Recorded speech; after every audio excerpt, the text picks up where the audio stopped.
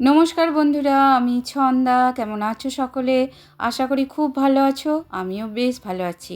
আমার শেষ ফ্যামিলির আরও একটি নতুন ব্লগে তোমাদেরকে জানাই অনেক অনেক অনেক স্বাগত। তো বন্ধুরা, আজকে হচ্ছে বৃহস্পতিবার। ঘড়িতে এখন 11টা এরকম বাজে, 11টা সাড়ে 11টার মতোই বাজে। তো এখানে দেখো আমার শাশুড়ি মা কুলো নিয়ে বসে পড়েছে চাল আর কি পাঁচরাতে, পাঁচরাতেই বলে। তো অনেক দিনের একটু পুরনো চাল, কি হয় বলো তো, অনেক দিন থাকলে চাল, সেই চালের মধ্যে ছোট ছোট কালো কালো পোকা লেগে যায়। তো সেই জন্য আমি চালগুলোকে রোদে দিয়েছিলাম, ওই ডেস্কি সমেতই বসিয়ে দিয়েছিলাম। তো প্রচুর পোকা বেরিয়েছিল। তো মা বলল যে এগুলোকে আমি একটু ঝেড়ে বেছে নিই, তাহলে রান্না করা যাবে, কোনো অসুবিধা হবে না।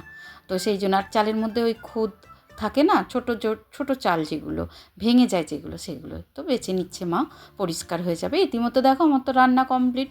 তো তোমাদের সাথে সেগুলো শেয়ার করে দিই। আছে করলা ভাজা, আর ফুলকপি দিয়ে আলু দিয়ে বড়ি দিয়ে একটু সামান্য গ্রেভি রেখেছি তরকারি, আর আছে লাউ দিয়ে ডাল।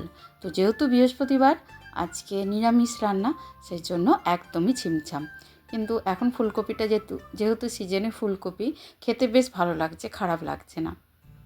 তো ব্লগটা অনেকটা বেলা থেকেই শুরু করলাম, কারণ এর আগে একটু ব্যস্তই ছিলাম আর কি সকালের দিকটায়। এখন যেহেতু ছেলেদের পরীক্ষা চলছে, তো ওরা স্কুল ফুল গেলে তারপরেই আর কি রান্না বসাই। তো দেখো রান্না কমপ্লিট হয়ে গেছে। এখানে আমি গ্যাসটাকেও ওভেনটাকেও মুছে নিচ্ছি, আর টুকটাক যা বাসন আছে সেগুলোকে মেজে নেব। হ্যাঁ বন্ধুরা, একটা ভুল বলে ফেলেছি। আজকে কিন্তু আমার ছেলেদের ছুটিই আছে, কারণ আজকে এক্সাম চলছে, কিন্তু আজকের দিনটা ওদের ছুটি দিয়েছে। আমার মাথা থেকেই বেরিয়ে গেছিলো। আসলে সকালবেলাটা যেহেতু পরীক্ষা চলছে, একটু পড়াতে বসি, ব্রেকফাস্ট করে টোরে, সেই জন্য আর কি রান্নাটা ওই দিকটায় বসাতে একটুখানি দেরি। তবুও আজকে তাড়াতাড়ি হয়ে গেছে, কারণ একদমই সিম্পল ইজি রান্না ছিল। শাশুড়িমা সমস্ত সবজি কেটে রেখেছিলো, আমি এসে ফটাফট রান্না করে ফেলেছি। আর রান্না আর বাসন মাজা, এই তো হচ্ছে আমাদের বাঙালিদের কাজ, তাই না?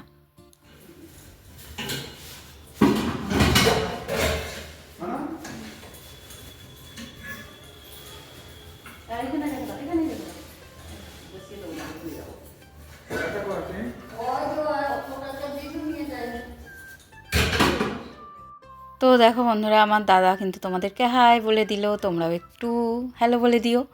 আসলে এই টাইমটা দাদা আসে দুধ দিতে, আর আমাদের মানে বাপের বাড়ি পাড়া থেকে আর কি দুধ নেওয়া হয়। সেই দুধটা কিন্তু দাদাই দিয়ে যায়। কোনো দিন দোকানে রাখে, তো দোকান থেকে আনা হয়, নাহলে ডাইরেক্ট দাদা বাড়িতে এসেই দিয়ে যায়। যেহেতু রান্না হয়ে গেছে, গ্যাসও পরিষ্কার করে ফেলেছি, আর ওই জন্য ভাবলাম দুধটাকেও বসিয়ে দিই, নাহলে আবার ভুলে যাব, পড়ে থাকবে। আর একটু ছেলেদেরকে কি বলো তো, ওরা তো সেইভাবে এখন ফল খায় না, বা এখন তো খাবারে তেমন প্রোটিন নেই। এই যে দুধটা দাদা দিয়ে যায়, ওখান থেকে নেওয়া হয় আর কি, আমাদের পাড়া থেকে। তো বেশ ভালোই দেয়, তাই জন্যই আর কি ওখান থেকে নেওয়া। আর এই শীতকাল পড়েছে বলেই ভাবলাম একটু ছেলেদেরকে দুধ দেওয়াটা দরকার। কারণ কি বলো তো, আমার পবিত্র তো সন্ধ্যাবেলার দিকটা কিছুই খায় না, একবারে ডাইরেক্ট রাত্রি 7:30 8টা বাজবে ভাত খেয়ে নেবে, একটু চাও খায় না, বা কিছু যদি অন্য কিছু করি, চাউমিন কি বা এগরোল এসব কিছু, আর সেগুলো তো রোজ সম্ভব হয় না।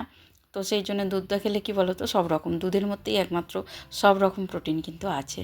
তো যাই হোক, দেখো কিছু কাচাকুচি করেছি নিচের বেডরুমের, নিচের রুমের ওই পাতলা যে এগুলো ব্ল্যাঙ্কেটগুলো বা বেড কভার, পিলো কভার সব ছিল সেগুলোই। তারপরে ছাদে চলে এলাম আমাদের ঘরে, আর দেখেছো আমাদের গদিটার কি অবস্থা। আসলে আমাদের মতো নিম্ন মধ্যবিত্তদের ঘরে এরকমই হয়, জানো তো। যতক্ষণ পর্যন্ত জিনিস আমাদের ব্যবহার করার মতো থাকে, আমরা ততক্ষণ পর্যন্তই ব্যবহার করি। তার আগে কিন্তু ফেলতেও মায়া লাগে। গদিটা পাল্টালেই হয়, কিন্তু মনে হচ্ছে আরও 2 দিন চলুক, তারপরেই পাল্টানো হবে আর কি, এরকম একটা ব্যাপার। তো দেখো চাদর না পাতলে একবারেই বিশ্রী দেখতে লাগে। তো কদিন সব বেড কভারগুলো কেচেছিলাম, তো আলসেমি করেই আর কি পাতা হয়নি। তো আজকে ভাবলাম না, আর না পাতলেই নয়, সেই জন্য আর একটা প্রসেস তোমাদেরকে দেখাচ্ছিলাম। ওই যে বেড কভারের যে চারধারে একটু গেঁট দিয়ে দিলে কি হয় বলো তো, গদির মধ্যে একদম টান টান করে পাতা থাকে, আর বাচ্চারা উঠে যতই এর মধ্যে কোদি নাচানাচি করুক, অতটা মানে ঘেঁটে জড়িয়ে যায় না আর কি, ছড়িয়ে যায় না, নাহলে গুটিয়ে জড়ো হয়ে যায় না। ওই ব্যাপারটা কিন্তু অনেকটাই কম হয়, একদম হয় না বলবো না, কিন্তু বেশ কম হয়, মানে একেবারে গুটিয়ে জড়ো হয় না, টানটানই থাকে।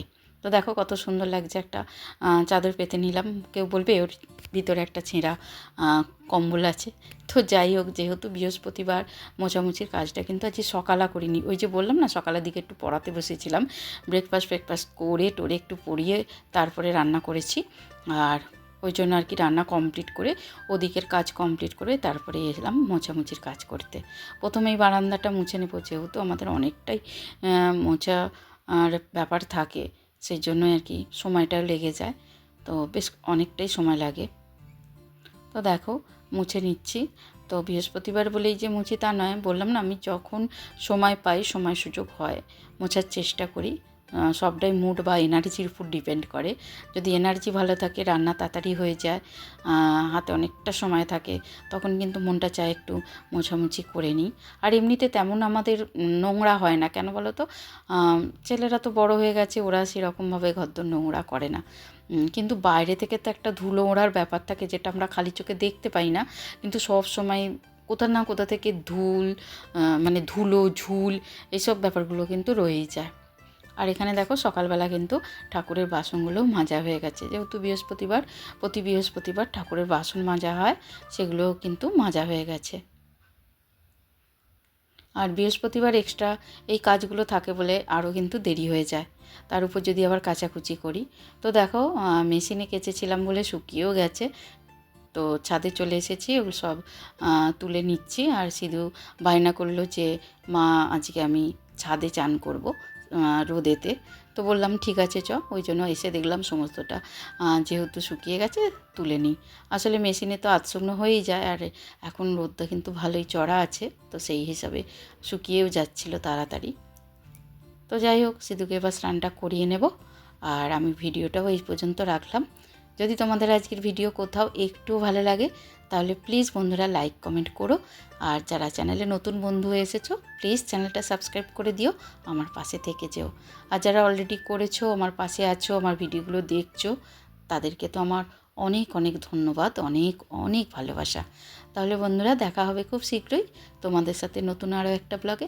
ততক্ষণের জন্য সকলে ভালো থেকো, সুস্থ থেকো, টাটা।